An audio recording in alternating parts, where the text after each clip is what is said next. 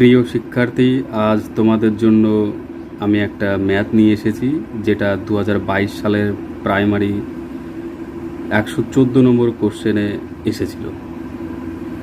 প্রশ্নটা খুব সুন্দর বলে আমার মনে হয়েছে।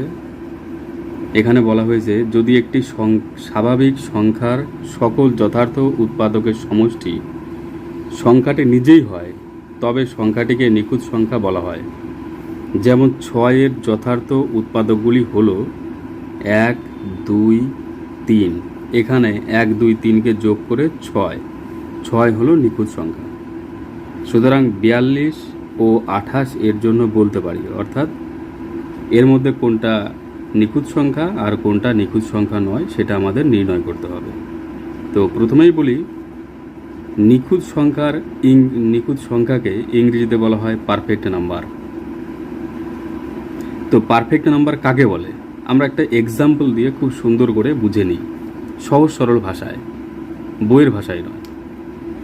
যেমন ধরো, আমরা 6 এর উৎপাদকগুলি বের করব। উৎপাদক কাকে বলে একটু ছোট্ট করে বলে দিই। যে সংখ্যাকে আমরা যে সকল সংখ্যা দিয়ে ভাগ করতে পারি, মানে 6কে আমরা যে সকল সংখ্যা দিয়ে ভাগ করতে পারি, সেই সংখ্যাগুলিকে বলা হয় 6-এর উৎপাদক। অর্থাৎ 6কে আমরা কোন কোন সংখ্যা দিয়ে ভাগ করতে পারি সেটা আমাদের লিখতে হবে। 1 দিয়ে সকল সংখ্যাকেই ভাগ করা যায়, তাই 1 প্রথমে আসলো। তারপরে 2 দিয়ে ভাগ করতে পারি 6কে, 3 দিয়ে পারি, আর 6 দিয়ে পারি। এর বাইরে আর কোনো সংখ্যা নাই যেটা দিয়ে আমি 6কে ভাগ করতে পারবো। তো এই সংখ্যাগুলিকে বলা হয় 6-এর উৎপাদক বা গুণনীয়ক। এবার এর মধ্যে দেখতে হবে যে সেই সংখ্যা বাদে, অর্থাৎ আমি যে সংখ্যার উৎপাদক বের করছি সেই সংখ্যাটাকে বাদ দিয়ে দেবো। সেই সংখ্যাটা কত? 6। এই সংখ্যাটাকে আমি বাদ দিয়ে দিলাম। বাকি যে উৎপাদকগুলি থাকলো সেই উৎপাদকগুলিকে এবার আমি যোগ করে দেখব যে সংখ্যার উৎপাদক বের করছিলাম সেই সংখ্যাটি পাই কিনা। অর্থাৎ আমরা যোগ করি প্রথমে 1 + 2 + 3 = 6। আমরা 6-এর উৎপাদক বের করছিলাম, সব শেষে আমরা 6ই পেলাম। অর্থাৎ 6 হলো একটা